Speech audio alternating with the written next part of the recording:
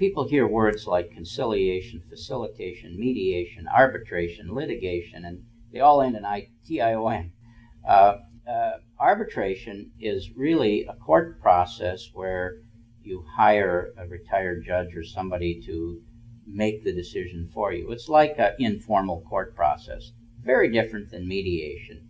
Mediation is where you hire a neutral who doesn't have any power to make the decision, who isn't going to tell you what to do, but the mediator is very, very effective in helping you see what you need to do to make it work for the other person. So we're really focusing on the points where you can recognize that it's necessary to cooperate with the other person.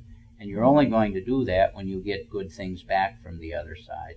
So we try to create an environment where people realize that they can only get a good result for themselves when they also help the other achieve a good, fair, just result. That means that they have to view the other person as somebody that they're in a relationship with. And when they go into the court system, that relationship gets damaged because they're seen as adversaries in the contests, and they say nasty things about each other to the judge, and it just goes downhill from there.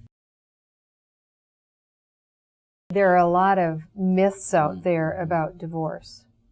There is this, we'll see it very often, a couple will come into mediation, I'll say, well, have you decided about when you're going to begin to live separately?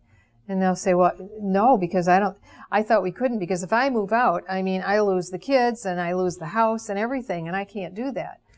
And I'll say, oh, wait a minute. That's not true. That is not true. People get a lot of free advice when they're going through the divorce. We call it the audience effect, and I always like to say you'll get tons of advice, and generally it's worth about what you pay for it. Everybody's here to kind of give you, egg you on, give you some sort of advice. But some of the common ones, people will say, well, what age do the kids have to be before they can decide who they want to live with?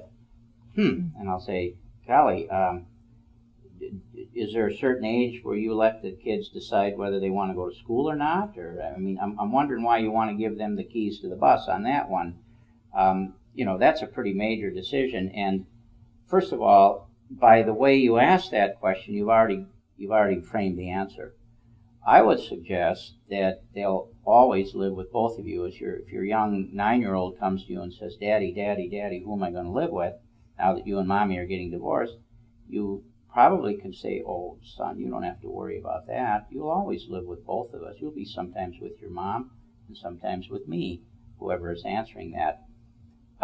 We've created this notion, and I know it's because of the adversarial system awarding to one person custody or ownership. Mm-hmm. People seem to think somebody gets the kids. Well, we don't terminate the parental rights. You both get the kids. It's just a question of when they'll be at each of your places. I just think it's atrocious that we continue to frame the typical divorce problem of kids in the format of custody and visitors, and it's just demeaning to people. And many of the younger couples we deal with are doing equal time sharing. They think it's absurd, this custody battles. And we're finding more and more couples have approximately equivalent time sharing when they get divorced because of the economy. The economy requires both parents to work full time just to exist. And if you're working full time, you need the help of the other parent. So there's many, many myths, and I think one of the myths is, well, you only go to mediation to be nicey to roll over, cooperate, and play dead or something. It's just the opposite. You need to do better at the mediation table than you could ever do in court. Otherwise, you shouldn't be in mediation. You can go to court and you won't do better. Somebody wins, somebody loses. Somebody's right, somebody's wrong. Somebody's a good parent, somebody's a bad parent. You kind of get sick of that. It's not a contest. Contests require winners and losers. Families are a little more complex than who's right and who's wrong. And that's why I think the beauty of mediation is that it takes the complexities of people in a deteriorating relationship and gets them to a different spot where they can either co-parent their children, or if they have no children, they can do a good job of dividing the property.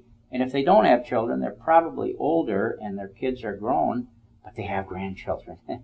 And they still have children that they have to interact with around Christmas and holidays. And so it's really important that we not continue to destroy families by encouraging them to view the other as the enemy.